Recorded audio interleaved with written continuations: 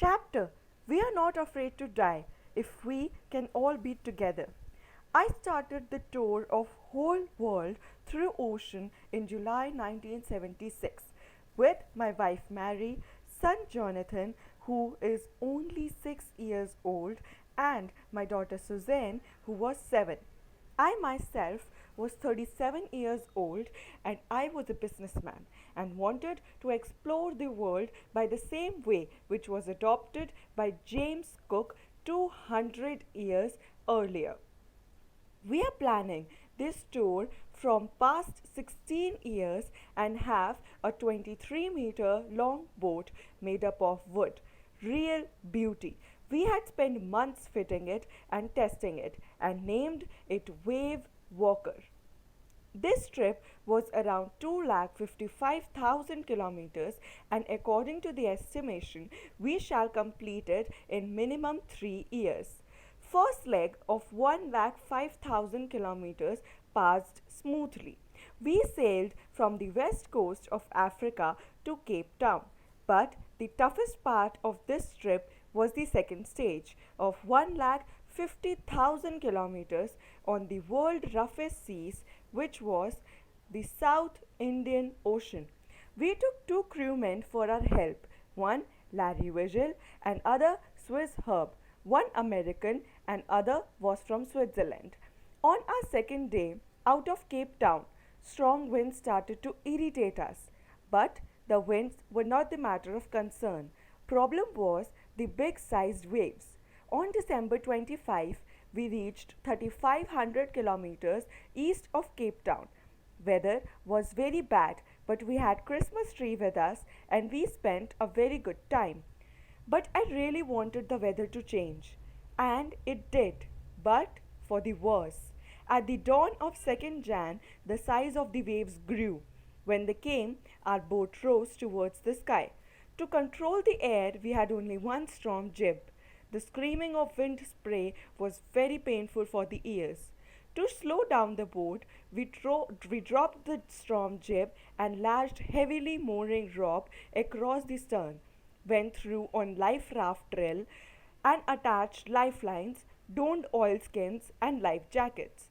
It was 6 p.m. in the evening, and the environment was dreadful silent. Waves were silent, but then wind dropped and sky grew dark. There was a big cloud behind the ship, which later I realized was a very big wave approaching us. I thought that we might ride over it, but as soon as it touched the board, an explosion shook the deck. My head smashed into the wheel and I flied overboard and was sinking below the wave. I accepted my approaching death and losing consciousness. Unexpectedly, my head popped out of the water.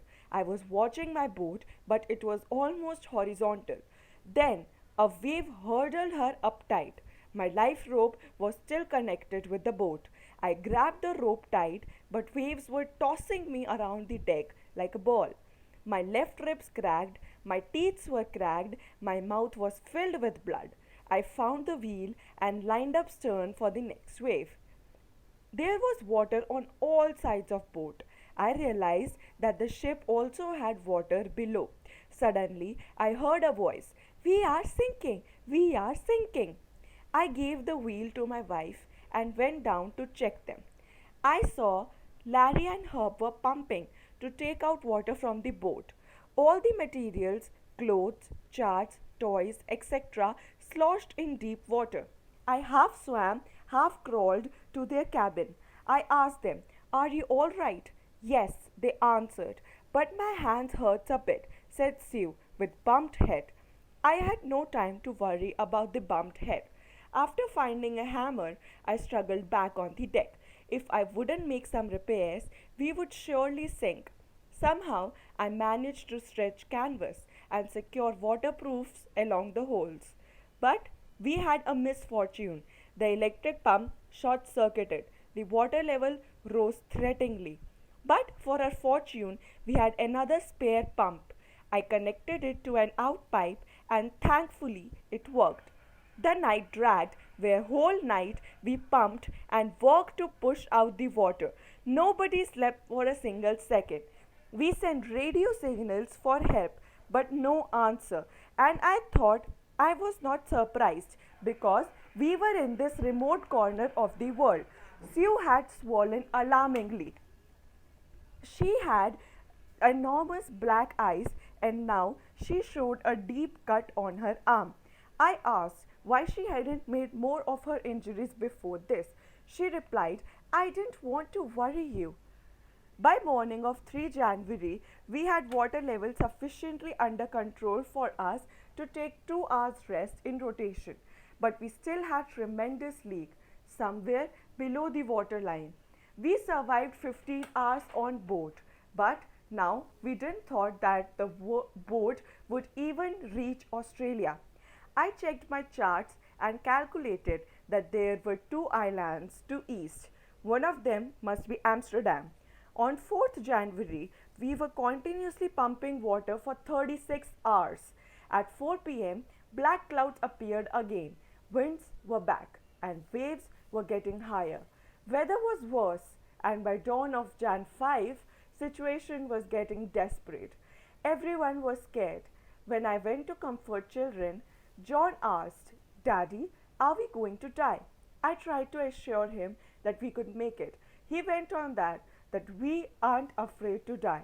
If we can all be together, we can definitely make it. I couldn't find any words with which to respond. I left cabin determined to fight the sea with everything. That evening, situation worsened. Motion of ship brought more and more water in. We both felt end was near. By morning of 6th January, wind erased, but we were lost. I went to the chart room and was only able to determine that we were finding a 65-kilometer wide island in 1,50,000 kilometers of ocean. It was impossible. Sue came to me and gave me a card and told me to read it. It was written, Dear Mummy, Dear Daddy, you both are very sweet and I love you both very much. Thank you for giving me so much love. I know we will reach our destination soon. Remember, I love you both. You both are very brave. I got a lot of motivation. I went up and told Larry to steer a course of 185 degrees. If we were lucky, we could expect to see a island about 5 p.m. Then, with a heavy heart, I went down and slept. When I woke up, it was 6. I thought we missed the island. Suddenly, I heard, Daddy, Daddy, Daddy, Daddy. I asked, What happened? John asked, Can I have a hug? I said, Sure. But why? He replied that we have found the island. I was very surprised and joyed. I went up and saw a 65-kilometer island was in front of us, Amsterdam. I was very happy and no doubt that we were saved. Thank you so much.